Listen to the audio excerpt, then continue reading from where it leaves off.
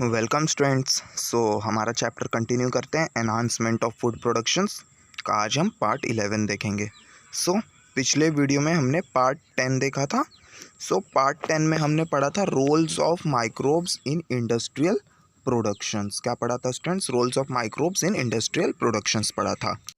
उसमें हमने सबसे पहले पढ़ा था प्रोडक्शन ऑफ अल्कोहलिक बिवरेजेस। हमने उसमें देखा था कि किस तरह से हम माइक्रोब्स का इस्तेमाल करेंगे और अल्कोहलिक बेवरेजेस का प्रोडक्शंस करेंगे। अलग अलग टाइप के अल्कोहलिक बेवरेजेस का प्रोडक्शंस करेंगे। Fruit wines, wine, brandy, whisky, rum, जो भी है हम वो अलग अलग टाइप के प्रोडक्शंस करेंगे। और स्टूडेंट्स याद रखना है कि वाइन को डिस्टिल्ड किया जाता है रम, विस्की बनाने के लिए स्टूडेंट्स। उसके बाद हमने पढ़ा था students production of organic acids, मतलब किस तरह से हम माइक्रोब्स को इस्तेमाल करेंगे ऑर्गेनिक एसिड्स के प्रोडक्शंस के लिए। इसमें भी हमने देखा था कि कुछ जो माइक्रो ऑर्गेनिजम्स है वो क्या कर रहे हैं, कुछ ऑर्गेनिक एसिड्स को बना रहे हैं जो कि बहुत ही एसेंशियल, जो हम रोज़ यूज़ भी करते हैं। ये सब ऑर्गेनिक एसिड्स वो माइक्रोब से हमें मिल रहा है और ये प्रोडक्शंस हम इंडस्ट्रियल लेवल पे कर रहे हैं स्टूडेंट्स। उसके बाद हमने देखा था प्रोडक्शंस ऑफ विटामिन्स स्टूडेंट्स। क्या देखा था? Productions of vitamin. इसमें हमने जाना था कि विटामिन्स कितने इंपॉर्टेंट होते हैं बॉडी के लिए, और विटामिन डी को छोड़ के कोई भी विटामिन हमारे बॉडी में नहीं बनता। हमें वो सिर्फ बाहर से लेने पड़ते हैं, या तो वेजिटेबल से लें या तो फ्रूट से लें, या तो हम माइक्रोब्स का इस्तेमाल करके विटामिन्स को बनाएं और उसके बाद उसे एज अ सप्लीमेंट ले सके। तो हम माइक्रोब्स का यूज़ करके अब विटामिन्स भी बना सकते हैं स्टूडेंट्स, और उस विटामिन को हम कंज्यूम भी कर सकते हैं। एडिबल विटामिन्स हम बना सकते हैं स्टूडेंट्स।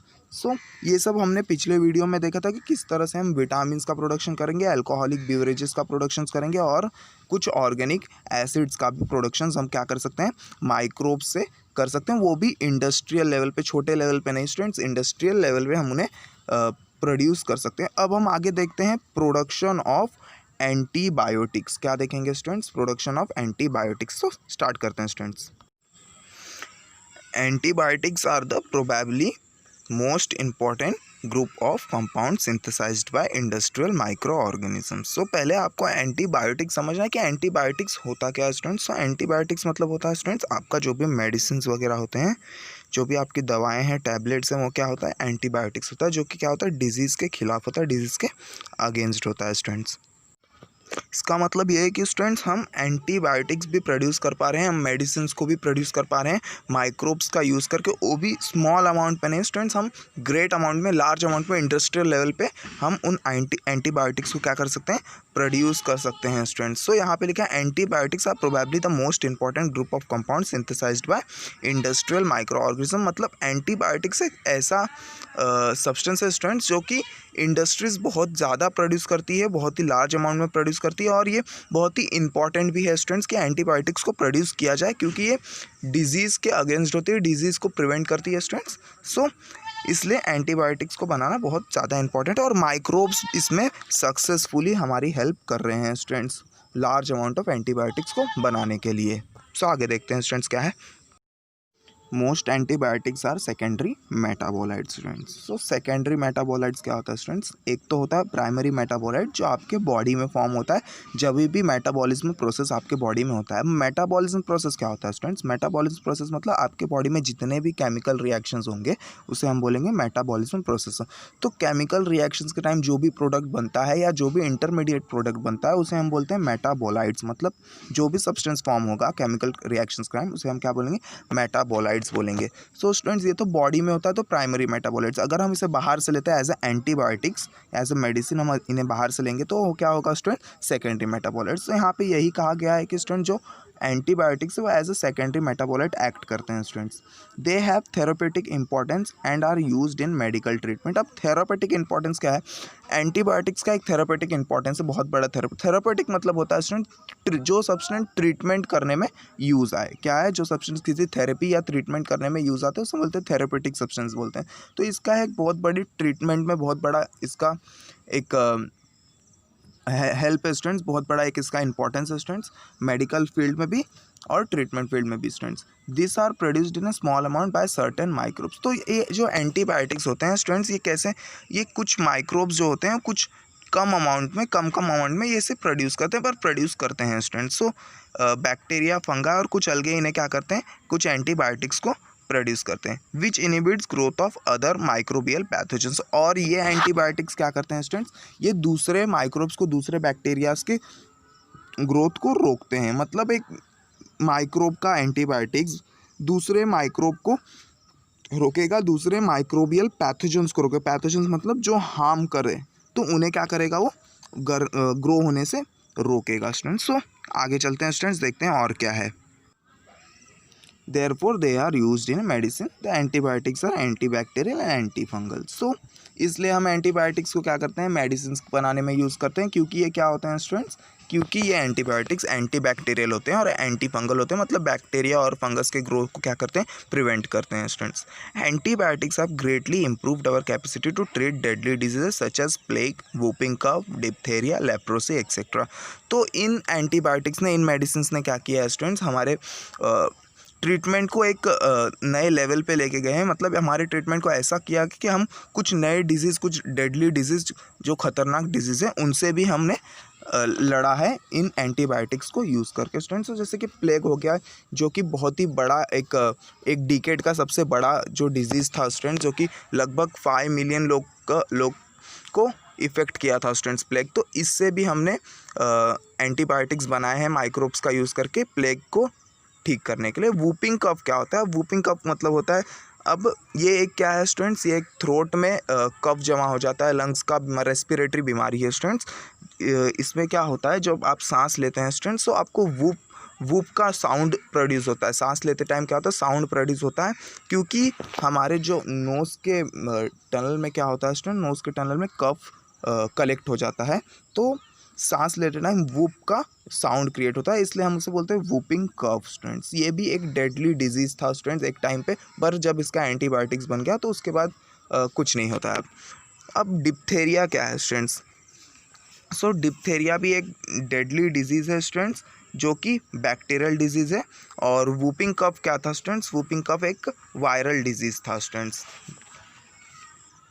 आगे देखते हैं क्या है, आगे लेप्रोसी। सो लेप्रोसी भी क्या है स्टूडेंट्स, एक बैक्टीरियल डिजीज़ है, जिसमें कि आपकी जो उंगलियां होती है वो कैसी हो जाती है, थोड़ी सी सिकुड़ जाती हैं। आपके जो स्किन्स होते हैं स्टूडेंट्स, वो क्या होते हैं, सिकुड़ जाते हैं स्टूडेंट्स, और आपको कमज़ोरी आ जाती है स्टूडेंट्स। तो ये होता है लेप्रोसी स्टूडेंट्स।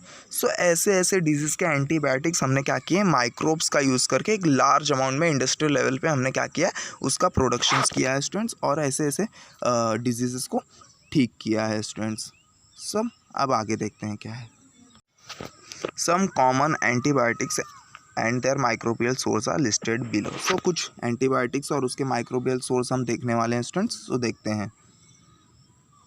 सो पहला है क्लोरोमाइसिटिन। तो क्लोरोमाइसिटिन क्या है, एक मेडिसिन है, एक एंटीबायोटिक स्टूडेंट्स, जो कि स्ट्रेप्टोमाइसिस वेनेजुले जो होता है, ये माइक्रोब उसे बनाता है, उसे प्रोड्यूस करता है स्टूडेंट्स। तो जो क्लोरोमाइसिटिन होता है उसका यूज़ देख लेते हैं। तो उसका यूज़ होता है स्टूडेंट्स आई इन्फेक्शंस, जो भी आपको आई इन्फेक्शंस होते हैं उसे ट्रीट करने के लिए हम क्या करते हैं, क्लोरोमाइसिटिन का यूज़ करते हैं। आपके आई में इन्फेक्शन, कंजक्टिविटीज़ बोलते हैं उसे स्टूडेंट्स।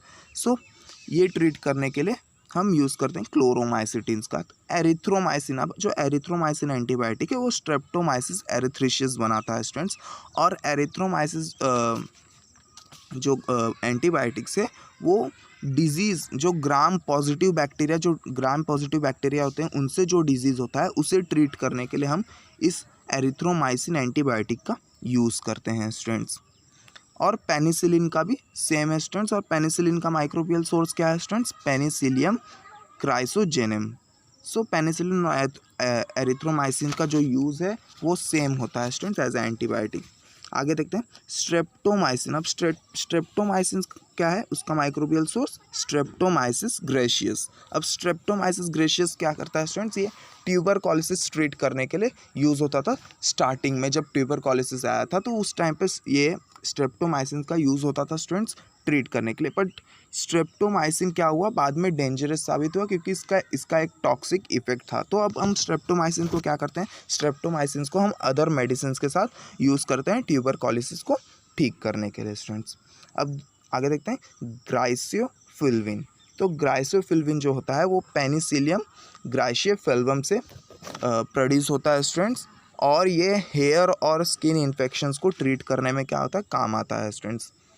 आगे देखते हैं, बेसिट्रेसिन का माइक्रोबियल सोर्स है स्टूडेंट्स बैसिलस लाइकेनेफॉर्मिस। क्या है, बैसिलस लाइकेनेफॉर्मी। और इसका यूज़ होता है स्टूडेंट्स, जैसे हमें कट्स हो गए, बर्न्स हो गए स्किन पे, तो वहाँ पे ये यूज़ होता है। और जो भी ग्राम पॉजिटिव बैक्टीरिया से हमें इन्फेक्शंस होता है उसे भी ट्रीट करने के लिए हम बेसिट्रेसिन का यूज़ करते हैं स्टूडेंट्स। आगे देखते हैं, ऑक्सीटेट्रासाइक्लिन और टेरामाइसिन जो कि स्ट्रेप्टोमाइसिस ऑरिफेशियंस बनाता है स्टूडेंट्स। सो इसका यूज़ है स्टूडेंट्स बैक्टीरिया, मतलब जो भी बैक्टीरिया के इन्फेक्शंस होते हैं उसमें यूज़ होता है स्टूडेंट्स ये। और ये बैक्टीरिया से होने वाले इन्फेक्शंस को भी क्या करता है, रिड्यूस करता है स्टूडेंट्स। और अदर मेडिसिन के साथ भी हम क्या करते हैं, टेरामाइसिन का यूज़ करते हैं अदर मेडिसिन को इफ़ेक्ट डालने के लिए स्टूडेंट्स सब। सो ये था स्टूडेंट्स प्रोडक्शन ऑफ एंटीबायोटिक्स। अब हम देखते हैं प्रोडक्शन ऑफ एंजाइम्स। क्या है, प्रोडक्शन ऑफ एंजाइम्स।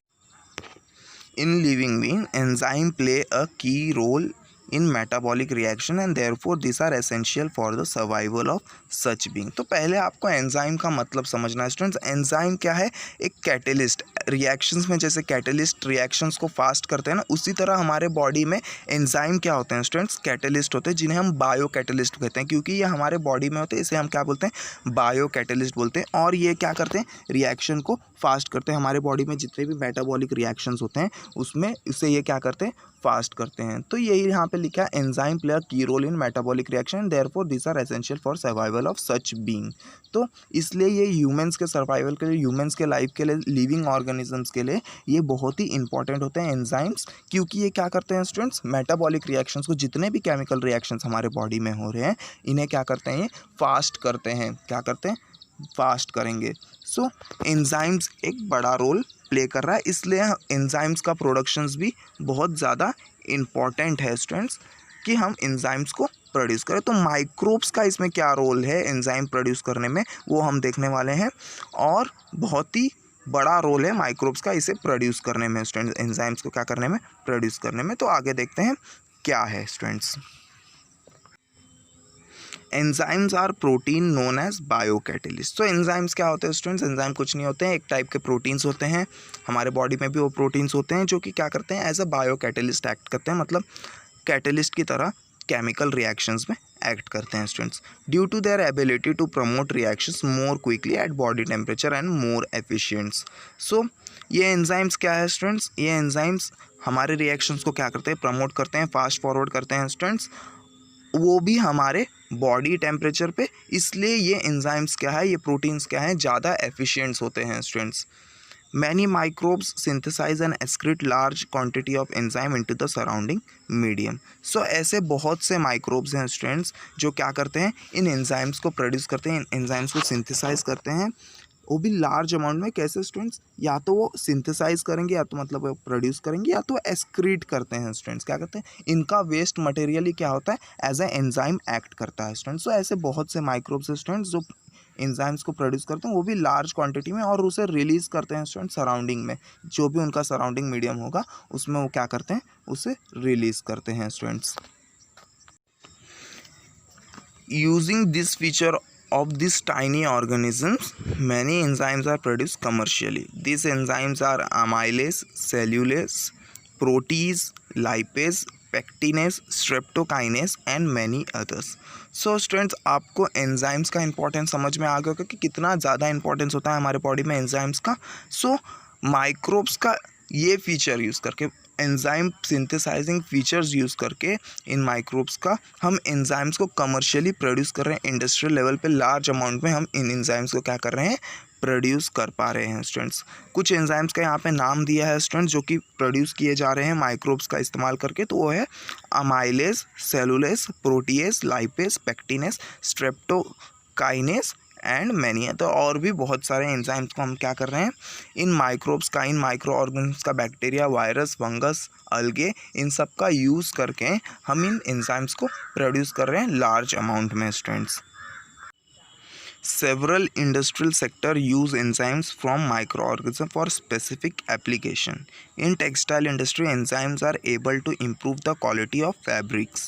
So बहुत सारे इंडस्ट्रियल सेक्टर में, बहुत सारे इंडस्ट्रीज़ में एंजाइम्स यूज़ किए जाते हैं जो इन माइक्रो ऑर्गेनिज्म से प्रोड्यूस होते हैं कुछ एप्लीकेशंस के लिए, कुछ इंडस्ट्रियल काम के लिए, जो कुछ इंडस्ट्रियल प्रोडक्शंस के लिए भी इन एंजाइम्स का क्या होता है, यूज़ होता है स्टूडेंट्स.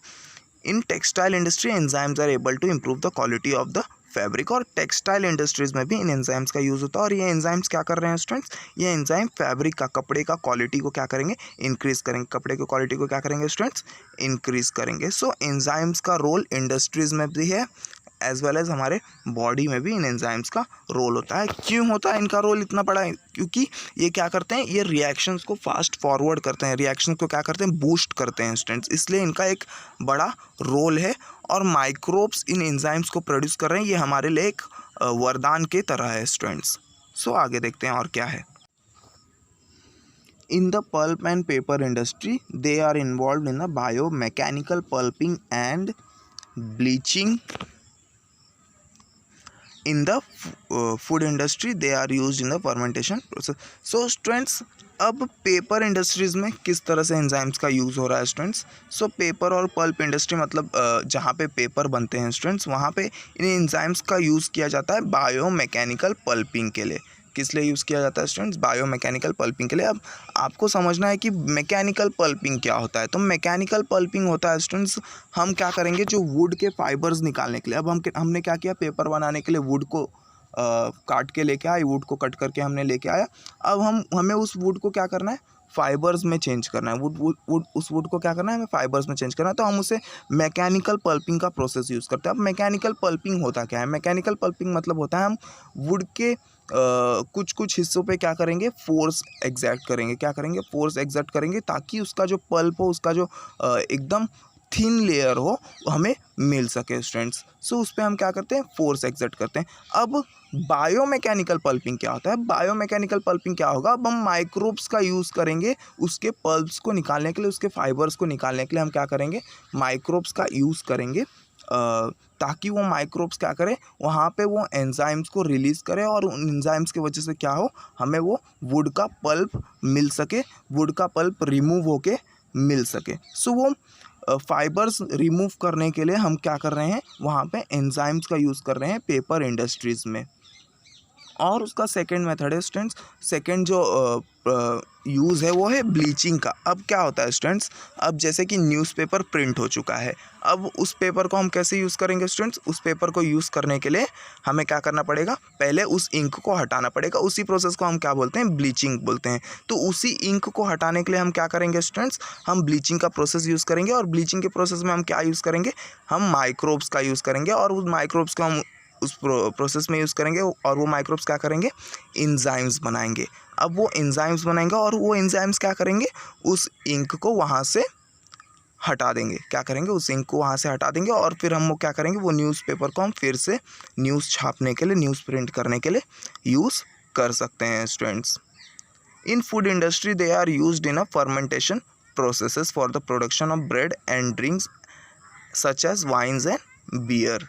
सो फूड इंडस्ट्रीज़ में भी इनका एक बड़ा रोल होता है, एंजाइम्स का एक बड़ा रोल होता है स्टूडेंट्स. जैसे कि हम उसे यूज़ कर सकते हैं फर्मेंटेशंस के लिए. अब हम कुछ माइक्रोब्स को यूज़ करते हैं फर्मेंटेशन के लिए, तो वो माइक्रोब्स क्या करते हैं, कुछ ज़्यादा समय लगा देते हैं. अब हमें ज़्यादा समय नहीं लगाना, क्योंकि हमारी इंडस्ट्री अगर ज़्यादा समय लगेगा तो हमारा लॉस भी होगा स्टूडेंट्स. इसलिए हमें लार्ज अमाउंट में और कम टाइम में अगर हमें फर्मेंटेशन करना है, तो हम कुछ माइक्रोब्स का इस्तेमाल करेंगे, जो क्या करेंगे, कुछ एंजाइम्स को रिलीज़ करेंगे. और वो एंजाइम क्या करेंगे, फर्मेंटेशन के प्रोसेस को क्या करेंगे, बूस्ट करेंगे स्टूडेंट्स. क्या करेंगे, फर्मेंटेशन प्रोसेस को बूस्ट करेंगे, और हमें हमारा प्रोडक्शन मिलेगा. जैसे कि हम ब्रेड बनाते हैं स्टूडेंट्स, और कुछ ड्रिंक जैसे कि वाइन्स और बियर्स को हम क्या करते हैं, उन माइक्रोब्स का यूज़ करके हम बनाते हैं, उनका प्रोडक्शन करते हैं students. Also they participate in the extraction of substance such as carotenoids and olive oil. और हम इन माइक्रोब्स का इस्तेमाल कैसे कर सकते हैं, ये माइक्रोब्स क्या करेंगे, एंजाइम प्रोड्यूस करेंगे. और उस एंजाइम्स को हम कहाँ यूज़ करेंगे, हम उन एंजाइम्स को कैरोटेनॉइड्स निकालने में, कैरोटेनॉइड्स बहुत सारी चीज़ों से कैरोटेनॉइड्स निकालने में यूज़ कर सकते हैं, और ऑलिव ऑयल्स को भी निकालने में हम क्या करेंगे, इन एंजाइम्स का यूज़ करेंगे जो कि ये माइक्रोब्स बना रहे हैं students. Lipases are used in a detergent industry because they have superior cleaning properties. अब लाइपेजेस एक एंजाइम है स्टूडेंट्स जिसमें की क्वालिटी होती है क्लीनिंग प्रॉपर्टी की, क्या होती है, क्लीनिंग प्रॉपर्टी की क्वालिटी होती है, इसलिए हम लाइपेजेस का इस्तेमाल करते हैं डिटर्जेंट इंडस्ट्रीज़ में। और ये क्या करता है, increasing the brightness and removing of oil stains. और ये एंजाइम क्या करेगा स्टूडेंट्स, ऑयल स्टेन्स को भी निकालता है और हमारे जो कपड़े हैं उसे एक अलग सा ब्राइटनेस भी देगा students. They are also used in cosmetic और इन एंजाइम्स प्रोड्यूसिंग माइक्रोब्स को, जो एंजाइम बना रहे हैं उसे हम कॉस्मेटिक्स में भी यूज़ कर सकते हैं students. Animal feed and agriculture industries, animal feed के लिए और एग्रीकल्चर इंडस्ट्रीज़, एग्रीकल्चर फील्ड में भी हम इन्हें इन माइक्रोब्स का एंजाइम यूज़ कर सकते हैं स्टूडेंट्स। सो इन सब में हम इन एंजाइम्स का यूज़ करेंगे, इन माइक्रोब्स का यूज़ करेंगे। तो इस तरह से हम इन माइक्रोब्स का एंजाइम्स प्रोडक्शंस में यूज़ करेंगे, वो भी लार्ज स्केल पे, एक लार्ज लेवल पे students. Following are the few example of enzymes used in industrial food processing. So कुछ एग्जांपल्स हम देख लेते हैं उन एंजाइम्स का, उन माइक्रोब्स का जो उन एंजाइम्स को बना रहे हैं स्टूडेंट्स। सो देखते हैं। सो इन्वर्टेज है जो एक एंजाइम है स्टूडेंट्स, उसका माइक्रोबियल सोर्स है, मतलब उसे कौन बना रहा है, वो है सैक्रोमाइसिस सेरेविशिया। सो सैक्रोमाइसिस सेरेविशिया इन्वर्टेज एंजाइम को बनाता है।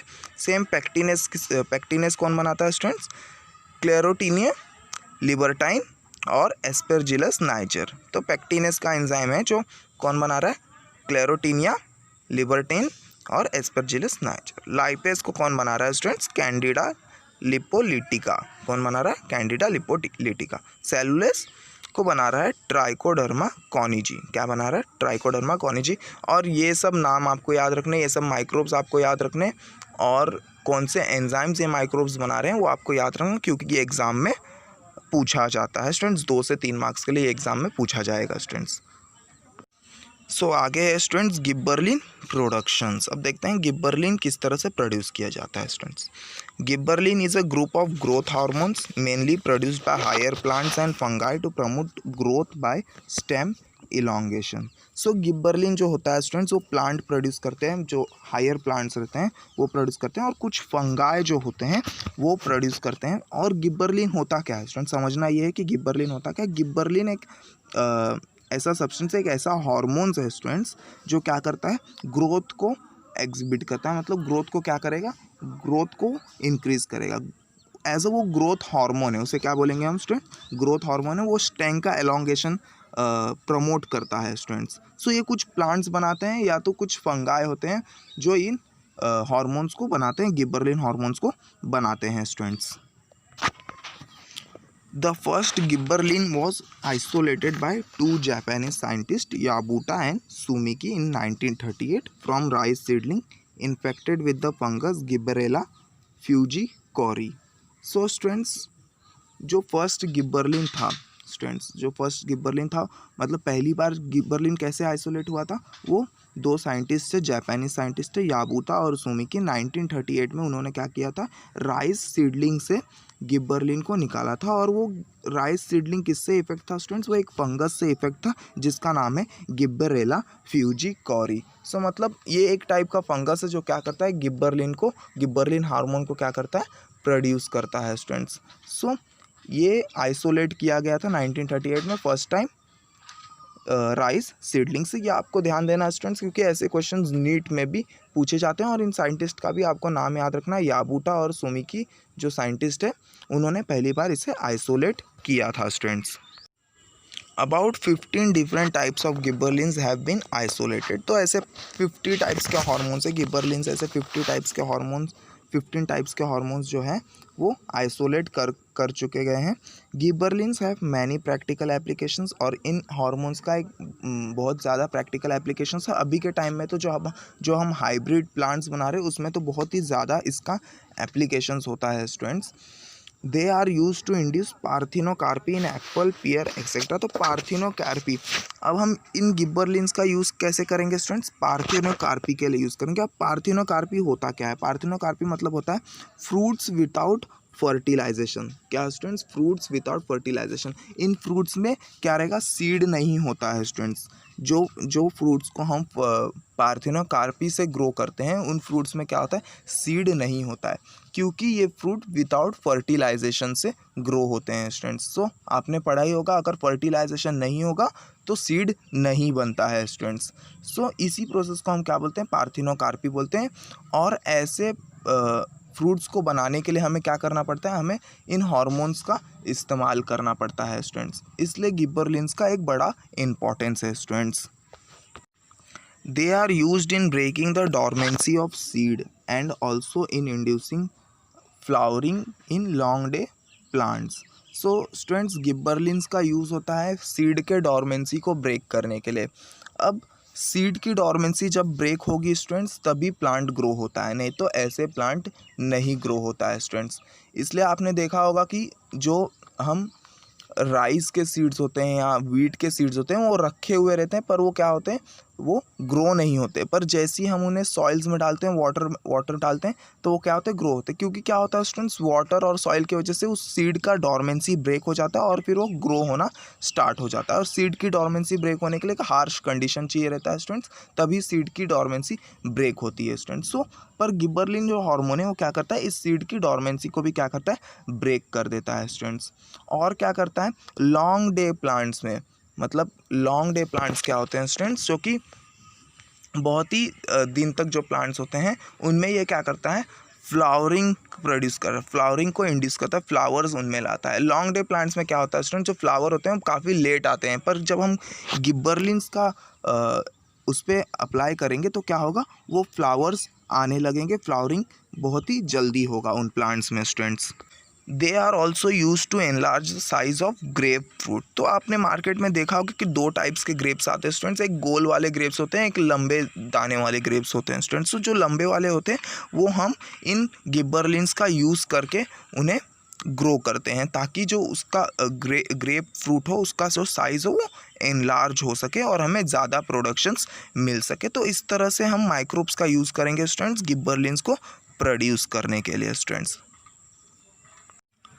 सो ये कुछ एक्स्ट्रा इन्फॉर्मेशन है स्टूडेंट्स, आपके बुक में दिया गया है, तो देखते हैं क्या है।